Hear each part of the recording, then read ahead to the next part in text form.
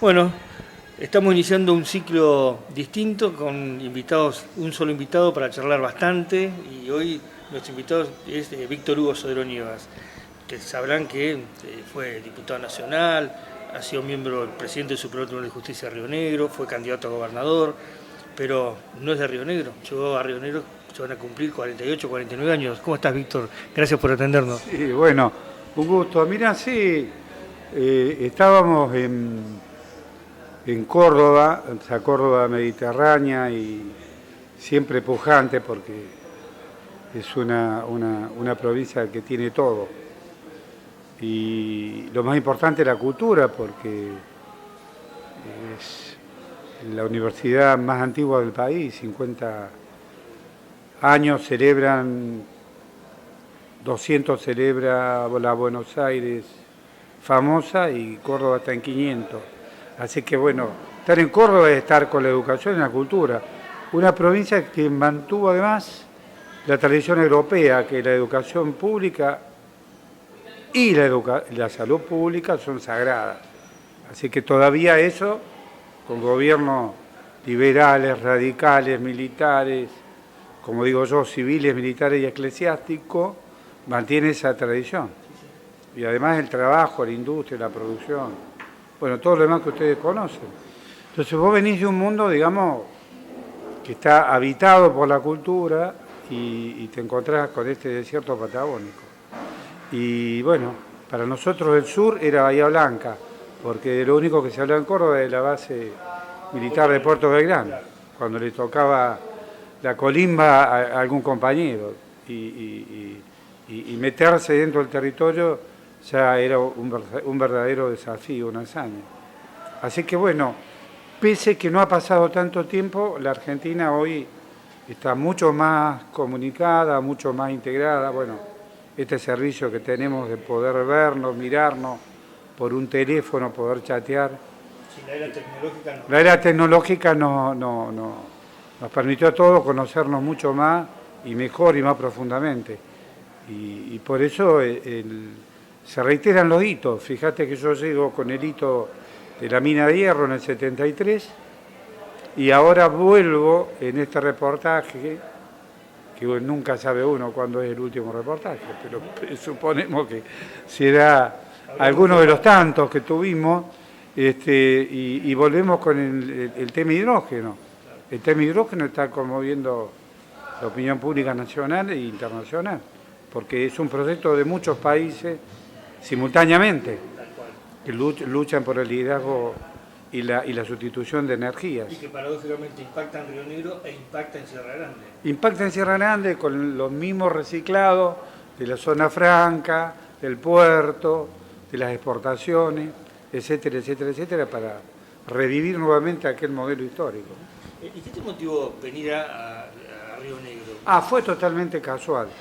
Yo vine como padrino de casamiento de un hermano mío que estaba radicado primero en Santa Cruz y después en Sierra Grande, con la gran convocatoria esta de Ipazán, que era la mina.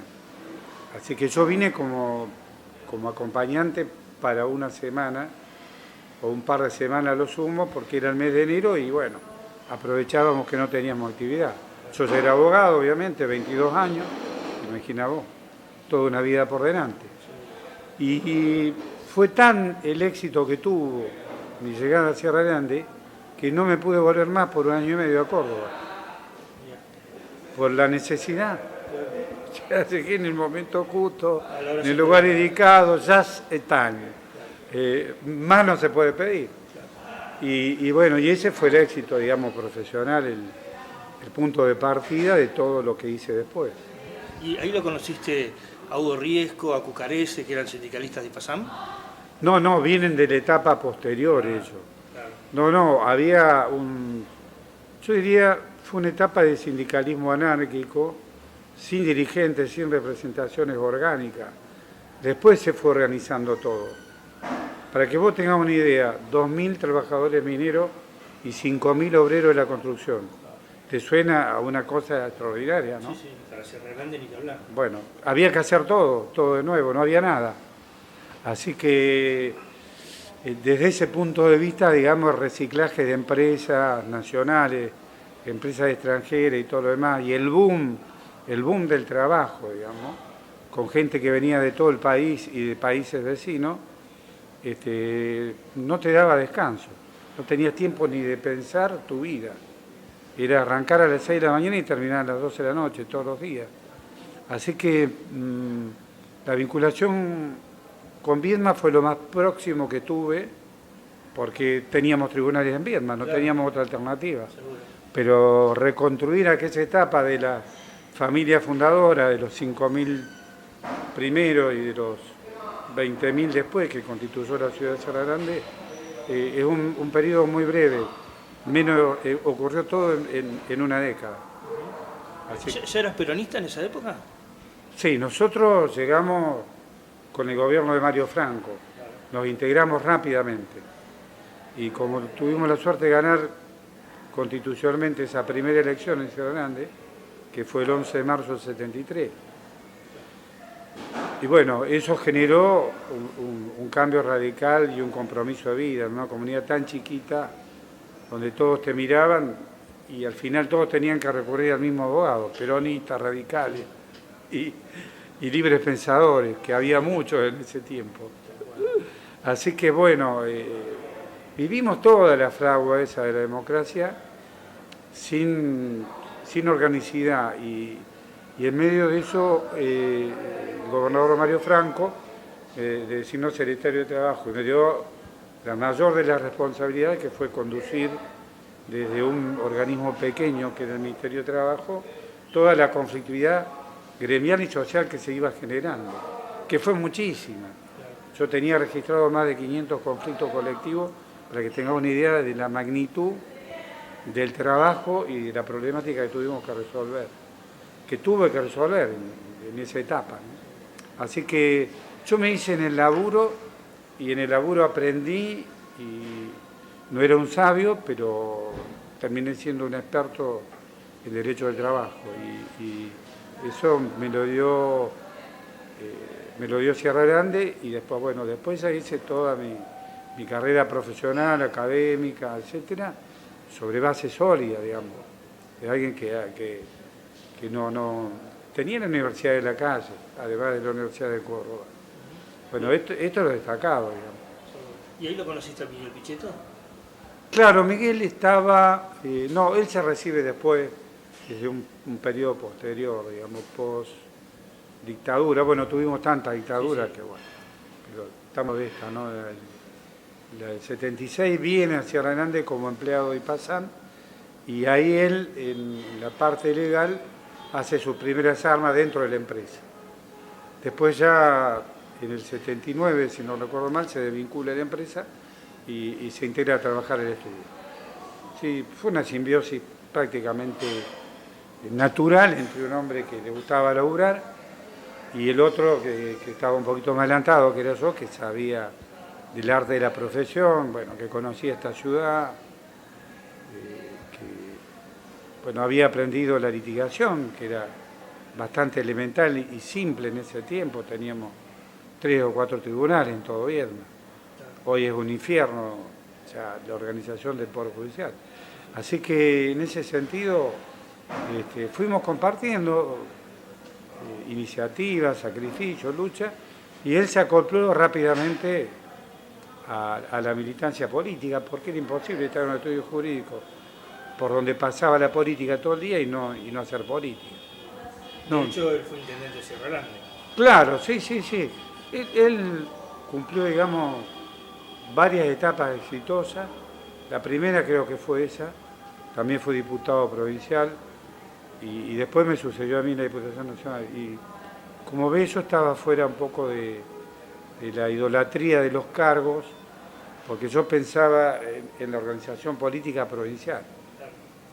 Yo estaba con una mirada mucho más profunda, sí, y tenía medios, tenía tiempo, tenía disponibilidad, justamente porque Pichetto me cubría la espalda en todo el sentido de la palabra. Entonces yo podía desplazarme libremente por la provincia y estar 15, 20 días de gira, sin ningún problema. Y bueno, y así empezamos, armando listas, participando de las internas, bueno, hasta que llegamos al 88 con Federalismo y Liberación y Menem, y bueno, y pegamos el golpe, digamos, fue bueno, un golpe político, no un golpe de Estado, un golpe político en el sentido que nos sumamos a una causa popular que trascendía largamente la frontera de Sierra Grande, pero bueno, tuvo aquel hito histórico, ustedes recuerdan siempre, los periodistas, desde Socavón, de esta mina comenzará la revolución productiva, que fue la visita de Menem en Sierra Grande. Impensado, un año antes o 2 años antes. Pero bueno, ya había estado Frondizi en Sierra Grande, en su tiempo había estado Videla, y habían estado, por supuesto, Guido, que era de acá, que era un hombre nativo de Viedma. Así que habían pasado 4 presidentes ya por Sierra Grande.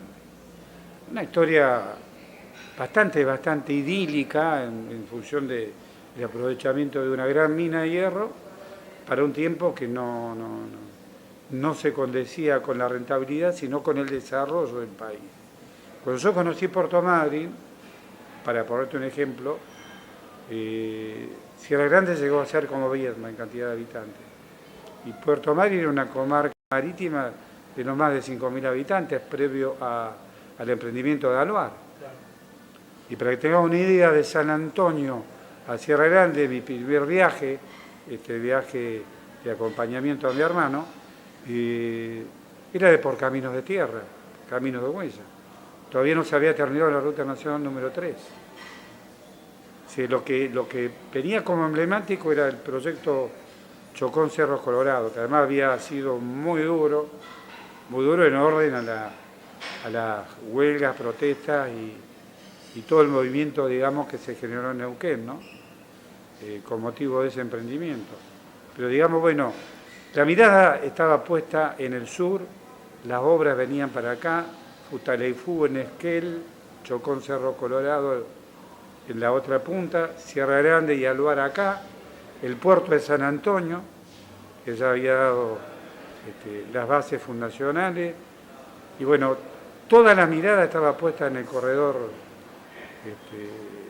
digamos, Patagones, comandante Luis Piedrabuena, y después, que hasta donde había llegado justamente el comandante Luis Piedrabuena, y después la segunda etapa hasta Río Gallego.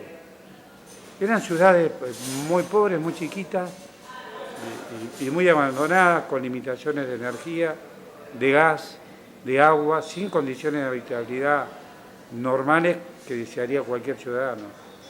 Así que venir de Córdoba y resignar todo eso era también... Era muy fuerte, pero tenía una compensación económica tan importante. Además, la Patagonia estaba declarada libre de impuestos, de forma tal que toda radicación personal, profesional, empresarial, por 10 años estaba liberada de pagar impuestos. Ergo, el boom de la Patagonia, no nombré Bariloche porque Bariloche es autosustentable, no hace falta desarrollarla. Es decir, creció como tenía que crecer, en la mano de sus recursos naturales y de turismo. Pero vean, todo el Alto Valle era un emporio productivo. Yo tengo presente todo el corredor del Alto Valle, todos los circuitos, todas las bodegas, todos los emprendimientos industriales.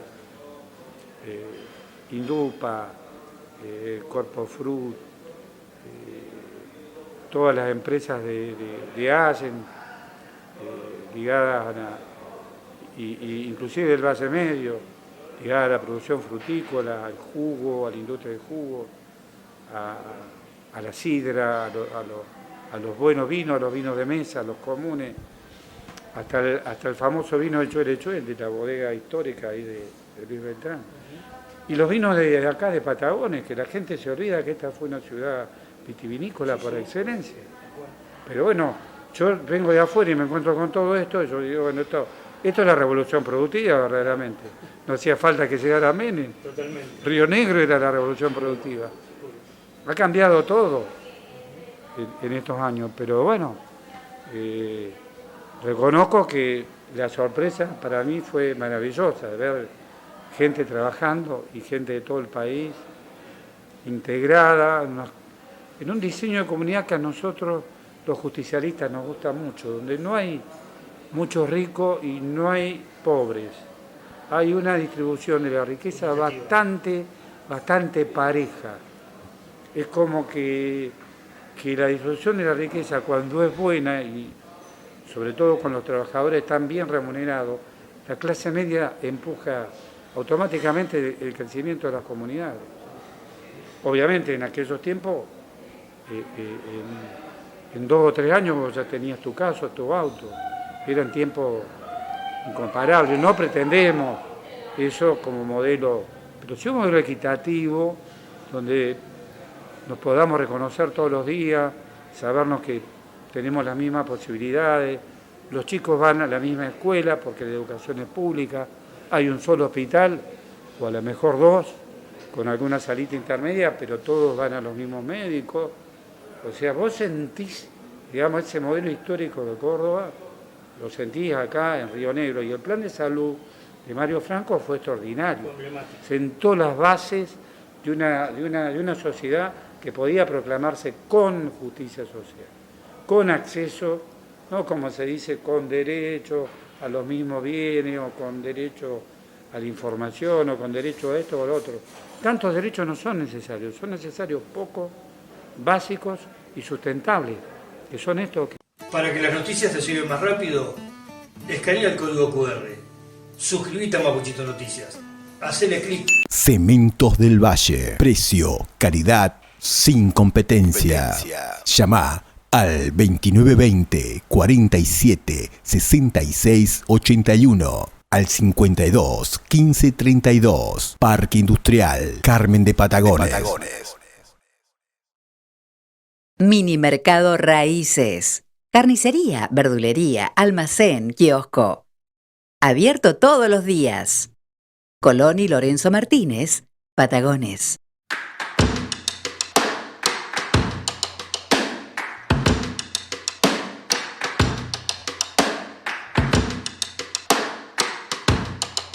Bueno, Víctor, seguimos y te decía, ¿cómo era el peronismo de aquel entonces?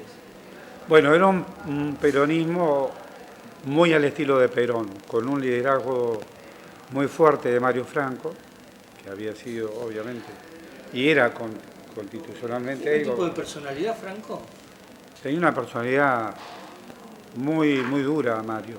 Mario era un hombre formado más, digamos, en la derecha peronista, como se dice ahora, que en el centro.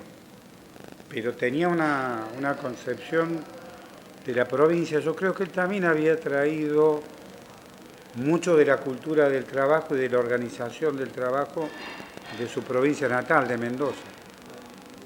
Ese trasplante a Río Negro le permitió a él tener una visión superadora, es decir, podemos hablar del gobierno de San Martín de Mendoza y trasladar toda esa experiencia a Río Negro. Ellos, los mendocinos, tienen una gran cultura.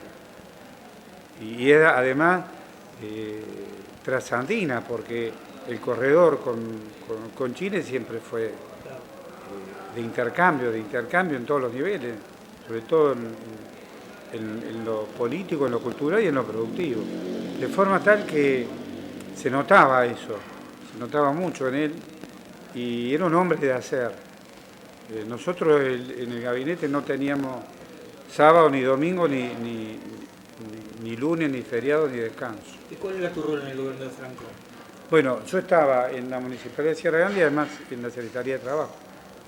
Así que, imaginar el primer gran conflicto del 73, cuando se tomó la mina por primera vez, el que quedó de rehén y garante de ese proceso fui yo.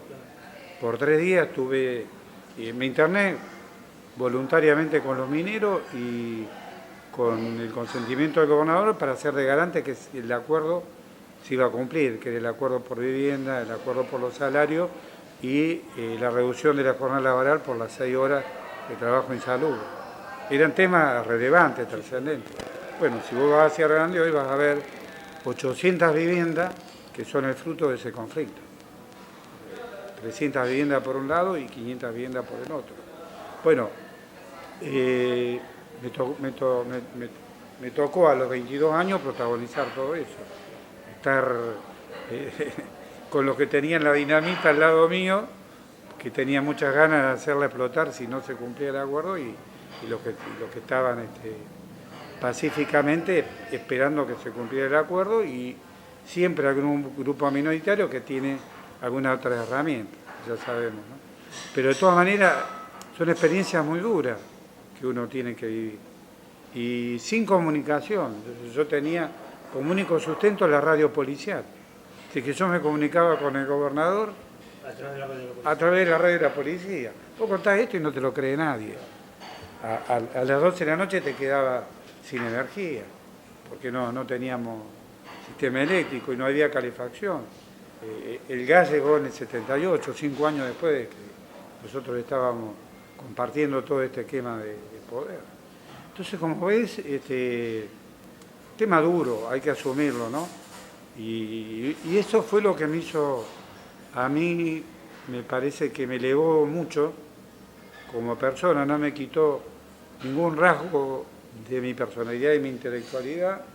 Tan así es que desde ahí, desde el Paradero 42, gané mi primer concurso académico, el premio Norberto Centeno, y eso significaba que yo tenía tiempo para estudiar, para leer, para escribir, para publicar, para hacer todo lo que tenía que hacer, y además para militar en política. Así que, pero sí me hizo una persona distinta, me sacó del individualismo, me hizo un hombre más comprometido con la sociedad, con la militancia, con la justicia social. O sea, armamos institucionalmente organizaciones intermedias para evitar que la gente cayera en la pobreza.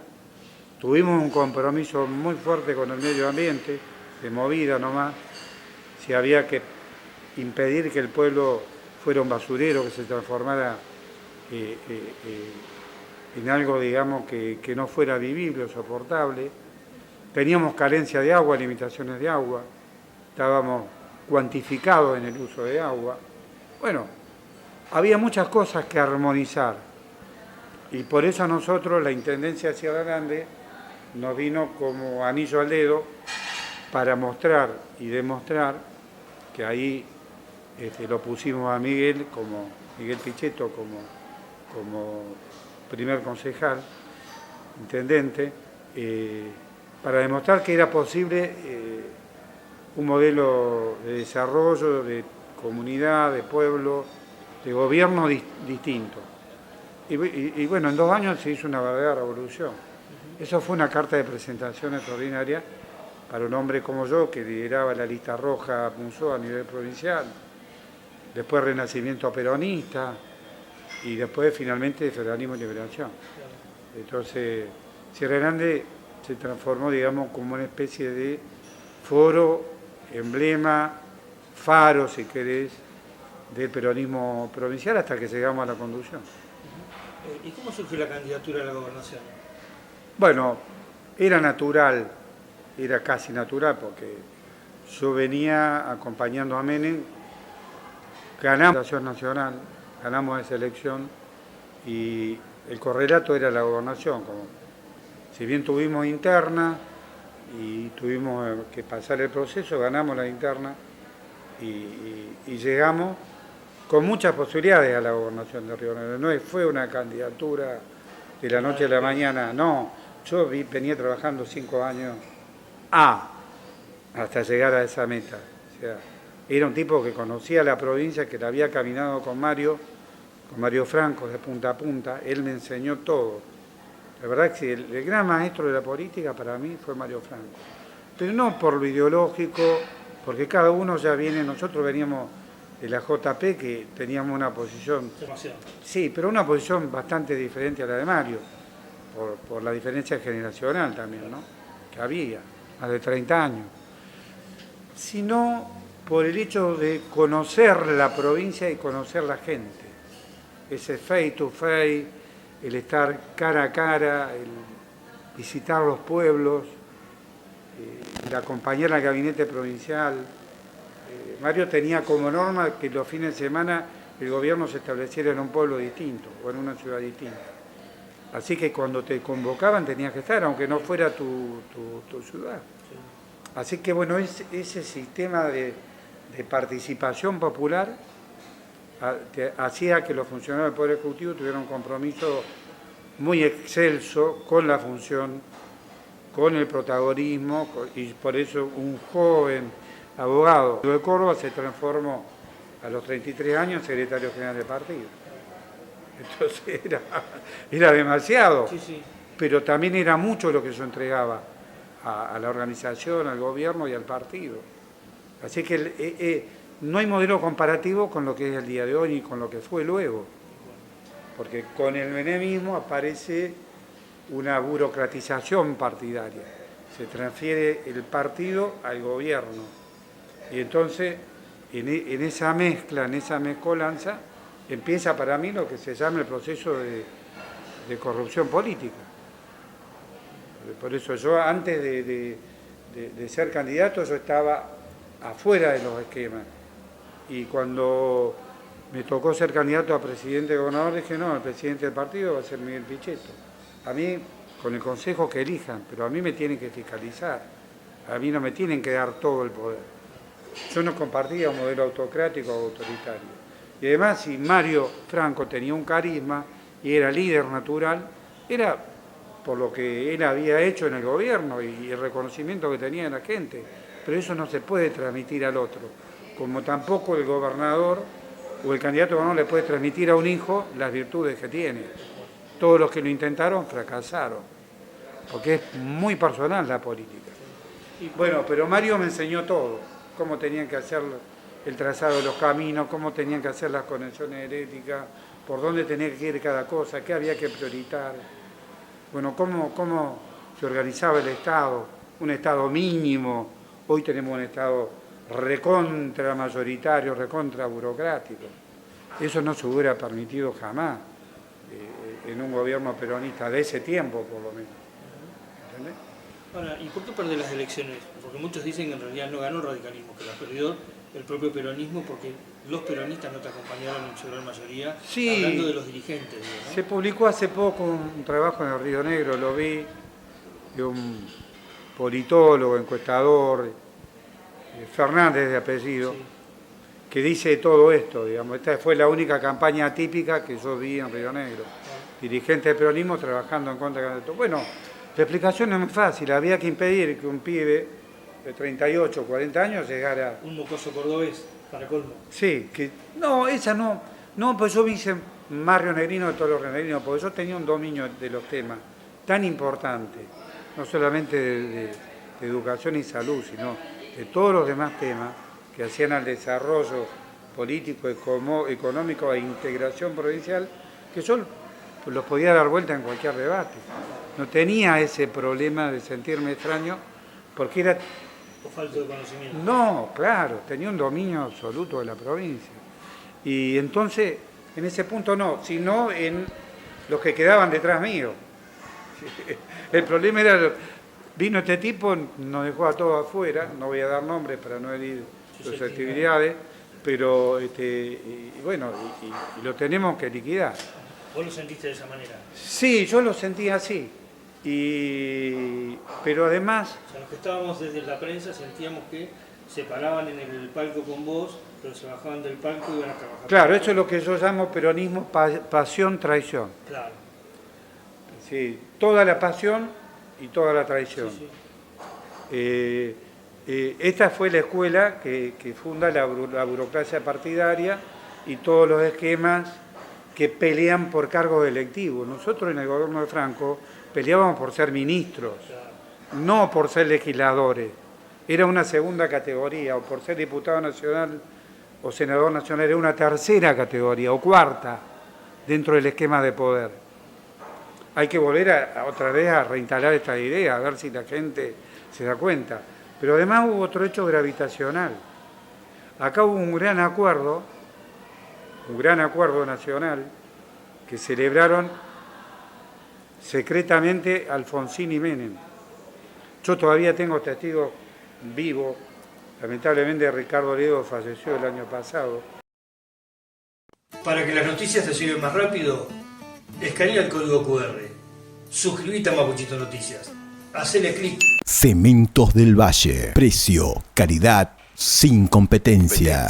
Llama al 2920 47 66 81. al 52 15 32. Parque Industrial Carmen de Patagones. Mini Mercado Raíces. Carnicería, verdulería, almacén, kiosco. Abierto todos los días. Colón y Lorenzo Martínez, Patagones.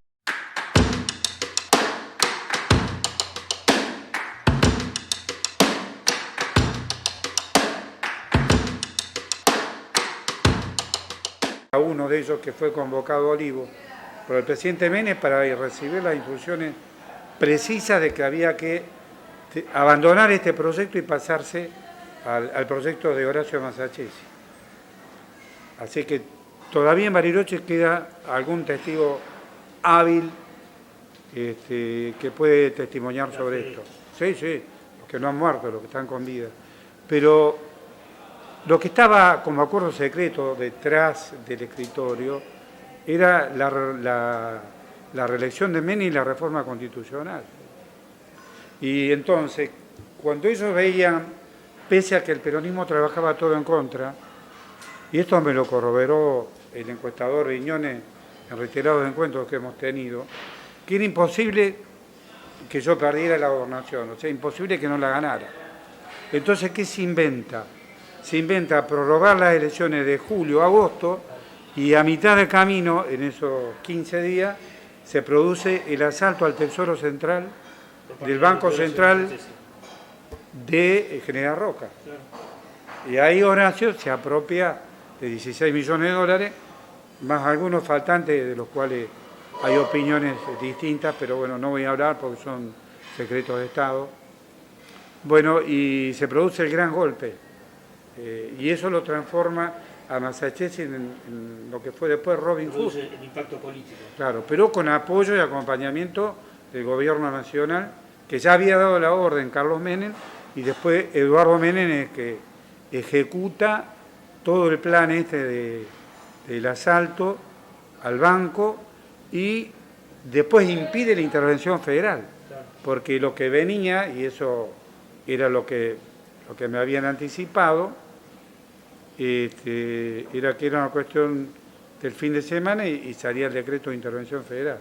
Un decreto de intervención federal que nunca llegó, y sí llegó la reforma de la Constitución, o sea, el Pacto de Olivo, y Masachesi fue la figura central del radicalismo después de Alfonsín, o con Alfonsín, para no quitarle mérito, que tenía sus propios méritos. Obviamente un hombre audaz, un hombre de la política, un hombre que había jugado muy fuerte y que se había jugado su propio prestigio y su propia libertad, porque tuvieron, todos sabemos, algunos problemitas legales posteriores.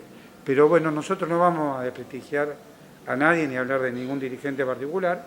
Ponemos, bueno, la cuota de complicidad, decimos la verdad, que tuvo el gobierno nacional en la caída, digamos. O sea que más, además de los dirigentes provinciales, estaba el propio presidente de la Nación encargado de todas las operaciones políticas para impedir que llegara, digamos.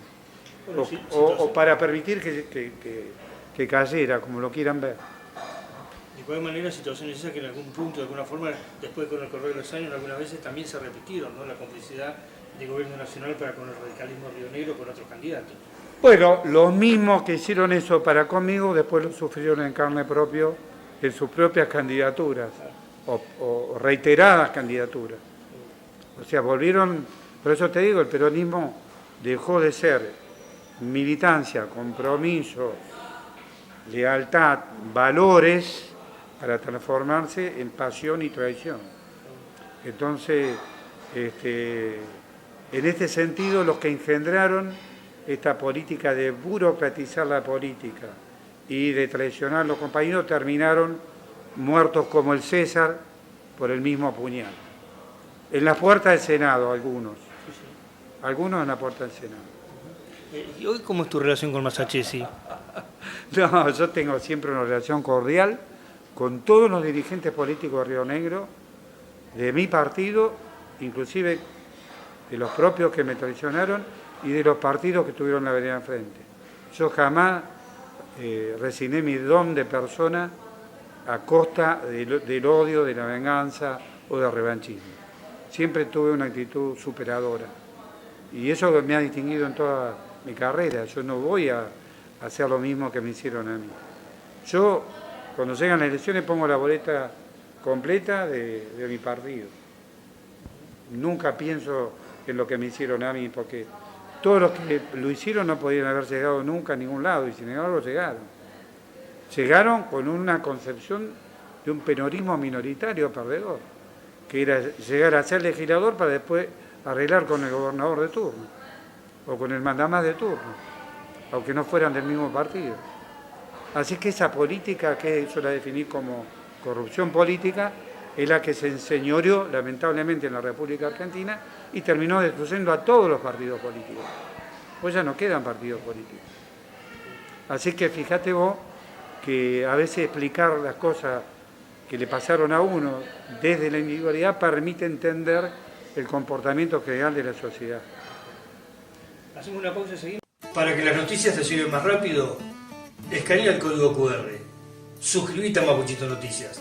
Hacele clic. Cementos del Valle. Precio, calidad, sin competencia. Llama al 2920 47 66 81. Al 52 15 32. Parque Industrial Carmen de Patagones. Mini Mercado Raíces. Carnicería, verdulería, almacén, kiosco. Abierto todos los días. Colón y Lorenzo Martínez, Patagones.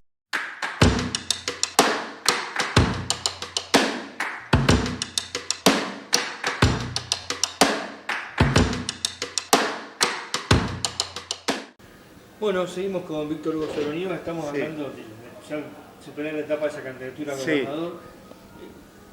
No hablemos puntualmente de dirigente, pero y que además tenés un estilo, un formato de no confrontación, sino de que cada uno pueda evaluar a esos dirigentes de la manera que quiera, pero te ha tocado convivir con tipos fuertes del peronismo, como Digno Díez, Miguel Pichetto, Remo Costanzo, Osvaldo Nemirovsky, y era un peronismo áspero ese. Sí, eran ásperos en el discurso, Claro. Vamos a poner las cosas como... hay dos cosas que hay que tener en cuenta. El discurso es fundamental para un dirigente político de ese tiempo. Hoy se va a los programas de televisión a hablar como si fuera un programa de chisme. Hoy te coachean. Sí, te coachean. Bueno, existen otras técnicas de comunicación. Hoy las redes sociales están cambiando también la política. Hay que computar todos los fenómenos. Vos fuiste el líder de la informática y de los cambios de la comunicación. Así que vos lo viviste a esto. Pero en el peronismo todavía hay gente que vive en el siglo XIX. O hay mucha gente que cree que la comunicación televisiva o radial es todo el capítulo. Define, claro. Claro, y eso es un capítulo que hoy está en el 28%, significa el 28% de lo que significaba el 100% de la época en que yo hacía política. Entonces, ¿dónde se trasladó todo eso? A la ciudadanía, se empoderó la ciudadanía con los medios, con las redes, y ahí es donde tenés que interactuar. Y eso te da el resto, el 72% restante. Seguro. Se invirtió la parábola. Sí, sí. Bueno, va a ser difícil que estos dirigentes puedan reinsertarse en un modelo absolutamente transformado como el que estamos viviendo. La comunicación es lo central. Pero de todas maneras, el discurso es vital, porque el discurso comunica, transmite, idealiza, vive y convive con la esperanza, porque la gente necesita la esperanza para vivir un cambio positivo. Vos tenés que marcar el futuro. Yo tenía esa consigna muy repetida, yo no le tengo miedo al futuro. No es que yo no le tengo miedo a nadie, ¿no? Sino con eso alcanza para la gente. O sea, el gran desafío de la gente es el día a día, pero vos le tenés que dar esperanza y futuro. Esta es la misión del político, del dirigente. Hoy los dirigentes son gerentes de empresa, socios de empresa. Gerencian partidos políticos también. Socios de partidos políticos, socios de alianzas políticas. Bueno, donde vale todo se intercambia por negocios. La vida de un dirigente político, sindical, empresarial, es la vida de los negocios. Bueno, ese modelo corrupto es el que hay que desplazar definitivamente. Si eso no existiera, existiría otra vez la política como lo más importante. Mientras exista eso, lo más importante son los negocios. Bueno, pero vos un día te fuiste de la política y entraste al terreno judicial. ¿Por qué abandonaste la política? No, yo no quería, después de todo lo que viví, no podía estar en la política, obviamente. Volvería a la política encantado si hubiera un cambio en serio, pero un cambio de todo, no de algunas cosas. Si hubiera un compromiso a entregar la vida por una causa, como era en sus orígenes, o entregabas la vida por una causa, sacrificabas todo, la familia incluida. Así que en ese desafío de grandes proyectos, donde lo más importante es el pueblo y uno es simplemente una herramienta que trabaja a favor de eso, bueno, cambia todo. Tiene que haber valores, tiene que haber ética, tiene que haber respeto. Bueno, de hecho, cuando fuiste diputado nacional te premiaron por tu labor como diputado. Sí, bueno, yo tuve muchas premiaciones en mi vida, muchas académicas, tuve la suerte de traer 3 títulos de grado de Córdoba y después sumar 7 títulos más, tengo 10 títulos universitarios y muchas premiaciones. Y el hecho de ser considerado desde ese punto de vista me complementó o me compensó todos los sinsabores y todas las tradiciones de la política. A ver, el hombre busca a veces en la desgracia, en la adversidad, algo que lo salve, algo que lo eleve, algo que lo ponga otra vez en un nivel de competitividad. Yo no lo pude tener en la política, pero sí lo pude tener en la profesión y en la vida académica. Y eso creo que a todos los que nos ocurren desgracias vamos a tener siempre la posibilidad de buscar una compensación en otra fuente. Y si vos capitalizás el conocimiento, no hay nada ni nadie que pueda superar. Absolutamente nadie. ¿Vos crees que tu paso por la justicia pudiste dejar algo, aportaste a la justicia de Río Negro? Estoy re contento. Te digo, si hay una obra para mí maravillosa de lo que me ocurrió en mi vida, fueron los 13 años en el Supremo Tribunal de Justicia. No creo que se vuelva a repetir, porque no va a haber un radicalismo acá nuevamente, porque no va a haber la plata que le ponía Néstor a la provincia de Río Negro. Los municipios nunca fueron tan fuertes y tan afortunados como en esa década del kirchnerismo. O sea, vos indirectamente tenés que reivindicar al kirchnerismo, no tenés otra posibilidad. Todo el desarrollo que tiene Río Negro, en gran medida se lo debe al kirchnerismo. Y a la habilidad que tuvieron los gobernadores, tanto en su momento Verani como Sáiz, para acordar. Ahora, fue todo a costa del peronismo, sí, porque pasaron Soria, Pichetto, Costanzo y otros candidatos, precandidatos, y no pudieron llegar nunca. ¿Por qué? Porque el compromiso con la nación era indestructible. Y era un compromiso político indestructible, que está por encima de todo acuerdo que vos quieras realizar. Así que bueno, en última instancia, hasta los gobernadores que sucedieron a Soria están marcados por el signo nacional de la política.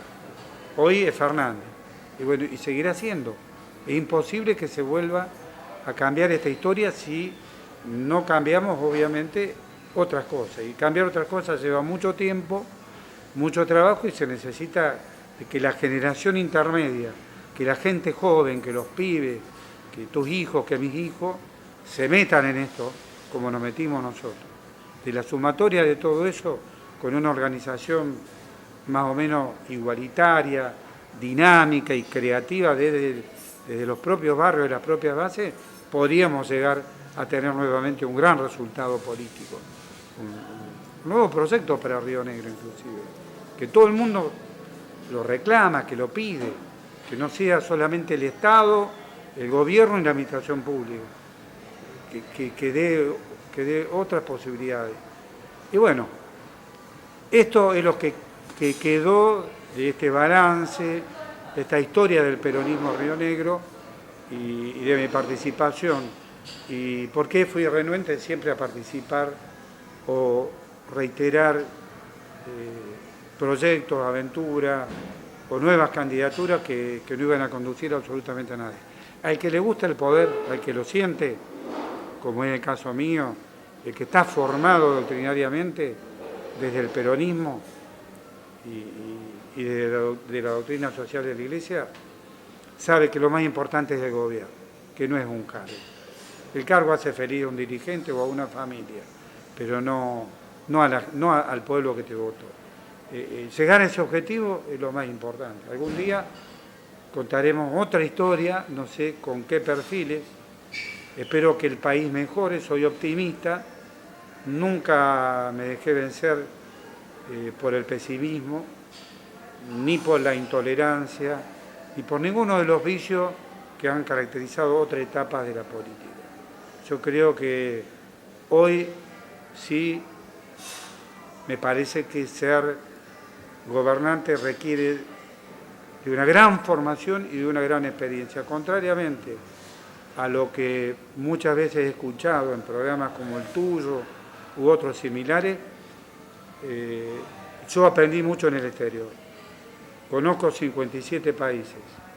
He compartido experiencias políticas en todo el mundo.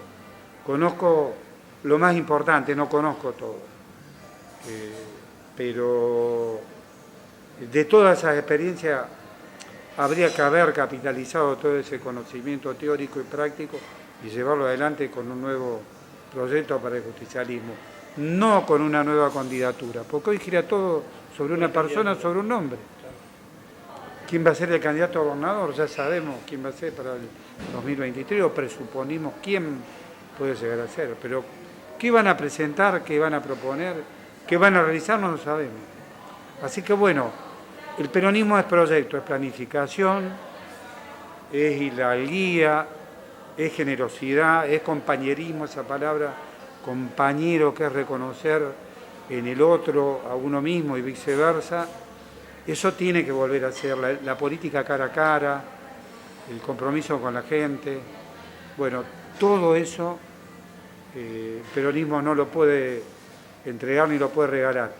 Y si no lo hace, lo toma otro partido, sea partido provincial, sea nacional, sea un nuevo frente. Alguien que se haga cargo de todo esto puede llegar nuevamente a ser gobierno en Río Negro. ¿Cómo transcurren tus días en estos tiempos? Bueno, yo soy un hombre de lectura metódica, hace 50 años que yo estudio todos los días, 3 horas, así que eso no lo he cambiado, lo que me mantiene activo, vigilante, actualizado y experto en muchas materias, no solamente del derecho, sino también de la política. Así que en ese punto me siento ampliamente satisfecho conmigo mismo. Y en el derrotero cotidiano, bueno, soy un abogado de consulta, o sea, un consultor técnico, un consultor técnico que está preparado para opinar y decidir sobre grandes cuestiones o temas complejos. Así que en ese métier transcurre mi vida, mis horas y mi apasionado camino del arte que todos conocen, ¿no? O sea, lo demostré en Viedma con la fundación, con mi esposa, que ha hecho un gran aporte a la comunidad de Viedma y de Carmen de Patagones, y que debería haber sido ampliamente reconocido. No lo fue, pero bueno, queda en la historia, las páginas están escritas. Seguimos siendo hombres de la cultura. Y la última pregunta, te parás frente a un espejo y te mirás y te decís, le preguntás al tipo que tenés enfrente, ¿quién es Víctor Hugo Sodero Nievas? Oh, qué pregunta difícil. Mirá, yo te diría, es un ciudadano, un ciudadano más de Viedma, que tuvo la suerte que no tuvieron otros, de llegar a una provincia y que te abran las puertas. Para que las noticias te lleguen más rápido, escanea el código QR. Suscríbete a Mapuchito Noticias. Hacele clic. Cementos del Valle. Precio, calidad, sin competencia. Llama al 2920 47 66 81. Al 52 15 32. Parque Industrial Carmen de Patagones. Mini Mercado Raíces. Carnicería, verdulería, almacén, kiosco. Abierto todos los días. Colón y Lorenzo Martínez, Patagones.